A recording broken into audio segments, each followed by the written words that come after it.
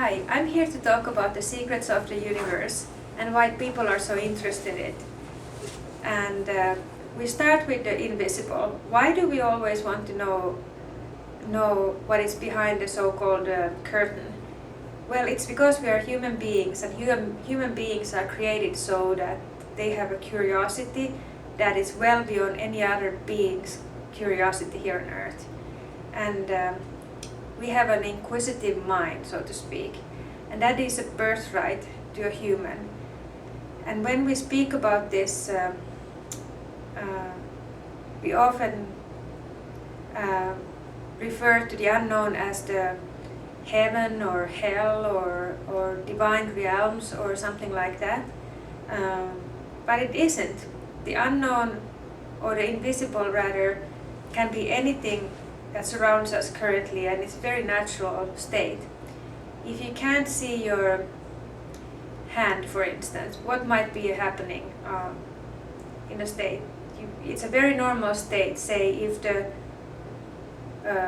room is dark, we can't see our hand, and we don't say that it's invisible, even though we can't see it. See, it depends on the light. And the same way, there are other things that depends on the, so to speak, on the light situation that we can't see currently. But if you had more light, or are more interested in it, or more in the enlightened state, you might actually, well, enlightened state maybe not the correct term, but more interested in it, you might start seeing it. It's the same way if we are seeing, for instance, advertisements. So you don't pay attention of in baby advertisement if you don't have a baby or anything related. You don't pay attention to spiritual situations if you're not interested in it. They don't exist. You drive past a spiritual situation and you wouldn't even see it or realize it or notice. But when you develop a keen interest in it, they become more and more visible for you. So intention is everything. Intention is always the focus. And if you are interested in the invisible and in the secrets of the universe, they will start revealing themselves to you, just like any other thing, if you really look keenly at it. The second thing is why we don't see something is because we aren't looking. Why we don't hear something is the same kind of thing. We can't hear God's voice, for instance, if we don't listen. If we don't have any intent or any desire to hear from a divine force or divinity or anything like that, we're self-certain and very wrapped around our own situation. We are definitely not hearing anybody. The same goes with senses. If you're not interested in senses that are beyond the normal, say the 5 senses of regular normal life, we're not sensing anything. Anybody who immerses themselves in sixth sense or seeing or hearing beyond the normal 5 senses will eventually unlock these faculties. It's just very interesting why many people aren't, because the faculties beyond the 5 senses are extremely important.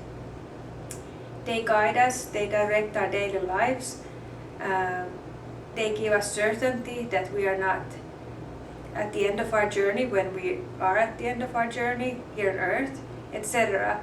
And lots of uncertainty creates a lot of fears, and if you don't have fear, your life is better. So people who aren't interested in the other realm or the so-called invisible realm aren't really activating the faculties that they would need to survive in their daily so-called regular lives. Well, first, the seeing the invisible, so to speak. I mean invisible in that it's not in plain view if you're not paying attention. It is very interesting if you think about it like that. For instance, if your hand is say under the table, you can't see it again. There's an obstacle before. You also can have mental blocks like that. You can't see, say, a an aura, if you have a mentality that auras don't exist. It acts like this table here that blocks me from seeing my hand. It doesn't mean that auras don't exist. It just means that the person has plainly decided that they don't exist. And these solid mental blocks can be very hard to remove if the person doesn't allow. And this might take years of practice, meditative practices or other kinds of orientation towards energy realms. At the same time, we can talk about another example. For instance, there was a saying that when the Columbus ships first arrived to America, the first person to see them was a shaman. Since the other people on the shore of Florida nowadays, what is Florida, they didn't recognize the shape of a ship since they never seen one. So they didn't see anything. They thought it was maybe clouds or waves or something like that, or an island, but they couldn't distinguish a ship. It took a wider lens. It took a person with a much more open mind to actually recognize that there's a vessel approaching the shore. So the people of the past, then it took them no time then to recognize that people are actually embarking from the ship to the shore, but they were right on the shore before they could even see the ship. Kind of interesting. Our brains are not hardwired yet to see things that we're not taught that exist. Shamans of the past, however, they could see things that were invisible to others, and there lies the value of a shaman to a so-called regular human being. So, one more example about the invisibilities. So we can have a light issue. You can't see something, it's in the dark, so to speak. The light is not always physical light. It could be light emanating from your heart. You can't see beauty in a person, say, who is very old or fragile or sick even, unless your heart is on fire with love for them. And you can see, say it's your own grandma, you can see immense beauty in them where other people are blind to that. You can't help another person unless your heart is always illuminated with compassion for them. And that in turn is another situation where you walk past a needy person without actually paying attention, since you don't sense a need to be of assistance. You don't see, quote unquote, you don't see how the person is suffering or being in need, since your need center right here is usually in your belly, or Eastern philosopher call it your belly chakra, isn't activated. You're satisfied, therefore you see the world as being satisfied. And if you don't open this to the others, it's deaf to their need. You may do something out of mercy or just out of habit, or to look good in your business partnership, to donate a small amount, but you don't do it out of compassionate need to serve. There's other seeings too. Seeing is in the heart mainly, by the way. You can't see another person's face completely unless you look with love from inside. Anybody can be ugly and anybody can be beautiful. It doesn't depend on your body shape, your age, your income level, your face, your color. Any of these externalities don't matter. When there's love, anybody is fantastic. Anybody looks pretty. Anybody is cute. Anybody is lovable. So that's why we have a lot of competition out there for externalizing beauty, where beauty is actually from the heart. And it's love only that illuminates it. It sort of turns on the light where beauty can be visible. It's an activating force for beauty. And our senses will never be satisfied with externalized beauty that comes from cosmetic surgeries or painting faces on or nice dress or anything like that. It's all from the heart. The core of it is love. And another sense that usually goes unnoticed is seeing, but it's a different kind of seeing again. It's here in the center of your forehead. You have a faculty called the sixth sight. And it is active if you are very meditative. It takes a centeredness where you allow, a lot of allowing. It means you rest when you see. You don't try to understand, you don't try to see anything. You just allow everything else to melt away. Any desires, any expectations, any events from the past, you're open, like the shaman on the shore when the ships came. You're open to seeing in a different way with your center of your forehead when you don't have your mind controlling the faculties there. It's a complete open state, and it will be activated if you practice.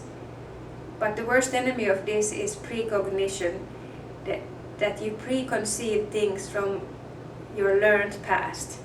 You try to superimpose issues that you understand, like alphabet or numerical orders or Tuesdays and Thursdays or a human shape or something that you've seen in nature to something, a shape or a form that you might be seeing.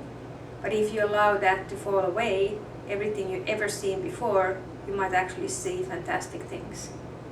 Something out of this realm. And it's right here, as near as this table. These visible things are invisible until your mind rests, and if you rest, you can see them. And then we have senses. We have our senses. Our hands can sense warmth, and our bodies can sense pressure and pain and caresses and loving handshakes and so forth. That is the secondary thing in order to keep humans safe. These were created so that humans can trek in the darks of the woods or create a space where they are comfortable, since their senses need to be comfortable for the place to be safe. When you feel warm enough, when you feel sheltered enough, when you feel caresses and loving handshakes and so forth around you, you know you're surrounded by safe people and safe surroundings. But if there's any kind of, let's say, chill, pain, discomfort, a person hurting another person, you obviously know that there's dangers, and this is not a healthy environment for your body, and you might get sick and you might perish. And in the olden days, it was very important to be certain that you're in the right temperature and correctly behaving people surrounding you. But there are other senses too for your body. Have you ever noticed how chills may run up and down your spine when something happens or somebody enters the room, for example? Those are very important situations to pay attention to. They similarly tell your body where safety lies. If there's a weird, odd sensation of cold shivers, etc., you know that something's up. Or you feel a sense of discomfort. Even in the heart, we can feel pain, even though there's no physical pain. We can see something on TV that activates our pain center in our heart, which is where love resides. If we see, say, a child suffering immensely, we might feel an actual so-called pain inside. Whether it's real or not, in today's world with the electronic magnetic fields transmitting all these images, is not relevant. Our body still senses it as it is real. So, on a side note, watching too much television that's distressing to our heart is not healthy, because your heart senses only what you see is what is real for this sensory organ. So check yourself when you choose your channel. But to talk more about that later. But talking about, say, if you fear somebody and you just get this sense of piercing looks, like people say, or an imposing presence, or a very suppressing air of situation or something like that, those are still realities. It's not that you imagine, and people use this language constantly. It still means it is real, but it also means that you have to pay attention to them. Be very checking yourself in any situation, and check on your feelings and sensations around people, around events, around situations. And if it feels safe and it feels warm and inviting and loving, then it's good, and if it doesn't, it isn't. And we often negate our sensations. Say somebody could be in a work environment where the sensation is of oppressing or sad, or there might be a sadness or really deep sensation of fear around an area. Go away. Do not wait for verification from the physical. Leave. It's not bad. You rather err on the side of caution. These are typically by females. Females have much more sensitivities in this area than males. Males wouldn't be able to do warfare if they would be extra sensitive. Women have to shelter themselves and often the children, so they have more sensitivities for danger and not danger. Men's suppressed intuitive faculties are there for a reason, so it's not an argument, it's a good trait, else they wouldn't be able to protect women against extreme danger. Their hearts would be too wrenched, and it's not normal. This is how God created the universe. It functions when we allow it to function and don't try to meddle with the role changes too many times. On occasion, of course, a dad sees a daughter or son in danger. Obviously, he feels piercing pain in his heart, or fear, or sadness. But in the more general terms, it's not all black and white. Senses. So we see the invisible and we feel something that isn't there, and then we can also sense something in our gut. Like people say, I get the gut sense or gut feeling about something. Very important. Gut is always correct. Always. Every second of the day. This center is all about energies, and it is like a big, massive receptor. If you imagine a dinner plate size of receptor here with multiple synapses that is constantly measuring. It's constantly measuring everybody's energy fields as well as events, future, past and present. If you have a gut-wrenching situation, you know how it feels.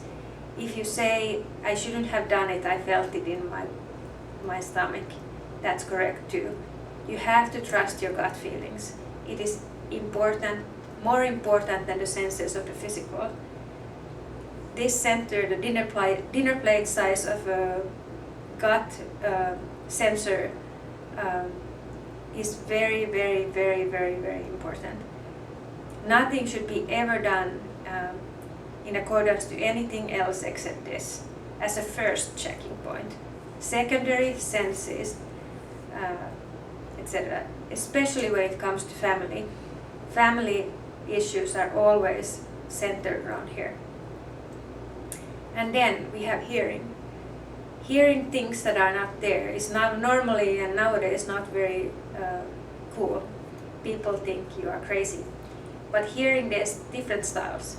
You can hear an actual voice that nobody else hears. Well, that might not be okay. You might have to need to talk to your doctor about that. But if you hear words or messages that are silent to others, silent to your own inner ear too, but your consciousness just picks up, sort of a conversation or a stream of thoughts, that's correct. And then you have to do a little bit of research about what is said. If anybody says, external, a human being, anybody says something that is distressing to you, Even though you might know them, love them, be married to them, etc., etc., you have to test this message.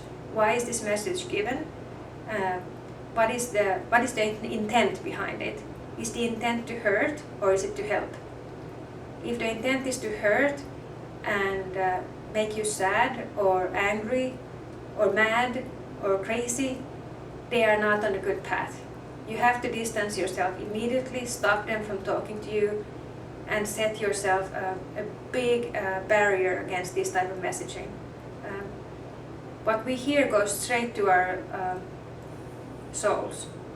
It instantly penetrates to our deepest core levels. We're very sensitive to messages that are auditory. And they can actually hurt. They penetrate our core sense of self, and if the messages are negative constantly, you can get actual so-called physical damage. So say imagine we have a light, and the light constantly gets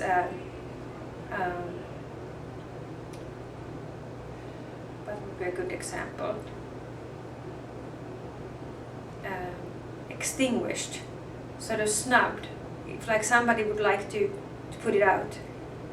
And eventually, if we allow this to continue, the light will diminish and even die. And that is your so-called soul. It's a little or bigger light. It's a light that shines inside of you. And sometimes we find people who are very luminous. It's their soul shining brighter than some others who might have had this kind of abuse, verbal abuse. Verbally, you can boost the flame, so to speak, or snuff it. So we need to examine our own mouth, what we say, also what we listen. Very hard to do, very easy when you practice though.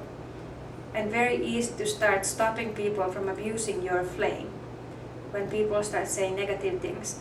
I mean, obviously, there might be a schoolmaster who says, you did not do your homework, or your handwriting has to be better, please practice more. This is a so-called, it's negative message, but the intent is positive.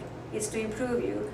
But you need to examine the extent. If the schoolmaster would say, you are stupid, I don't like you, go away, this is a bad message. This is not allowed. The intent is not to help. It's to destroy and hurt. So at the same time as we're checking our own language use, we have to make certain that nobody speaks to us in a tone that is demeaning and not healthy. We have to set our boundaries. In the extremest of cases, we have to distance ourselves entirely until they learn to communicate in a positive way or change themselves to figure out why they're hurting others. That's their internal issue, nothing about yourself. Same way, when we hear streams of thoughts or words or sentences in our subconscious mind, we have to make certain why they are said, what is coming true, and who is behind the message. If anybody gets a message that is demeaning or down, putting you down or asking you to do outrageous things, please examine the source. Ask who. All you need to do is ask yourself who, with a big question mark, and listen to the answer. The source will identify itself. They have to. It's a universal law. If it's love, if it's the universal God and creator of yours, He will speak to you always in a voice that sets you at ease. There's always ease and harmony and happiness behind it. You know the solutions are right. You know what is happening. If the source tells you to do things that are not correct, that are very abusive, that are very dangerous to your health, that are very bad choices, etc., do not listen, please. You need to use your senses. If your field here feels at ease and at harmony and peace, when the message is delivered, you know it will be from God. And if you feel panic, distrust, and etc., you know it's from the enemy. For those who are not of the religious background, I would say it's a negative entity. and they are around, and there's no doubt about it, and they are seen all the time. Lots of film industries are creating lots of movies about them, and they are correct in that these things are just figments of our imagination. And then finalizing this with one more thing. When you start to listen to your subconscious mind and start to connect with divinity, hoping, you can talk to universal truth, in essence love, in essence God, whatever you want to call him, her, it, by praying. Praying is the safest channel, especially for a newbie. When you pray, there ain't no room for disturbances. It's a direct tube to the big consciousness that is sheltered from everything else. It comes straight to your heart, and you always get healing. When you start praying more, you realize that there's a healing channel that extends from the other dimension towards your heart, and your heart will just glow straight after. If and when we are able to photograph the energy fields changes, you would see more love, which would be in the colors of purple, etc. Just like people, little kids draw purple hearts, they know intuitively how love's energy looks like. It looks exactly that color, and if not, they would draw black. And it's also intuitive, and little children know more than we know. Anyway, that concludes our series for today, except some personal notes which we are going to do after.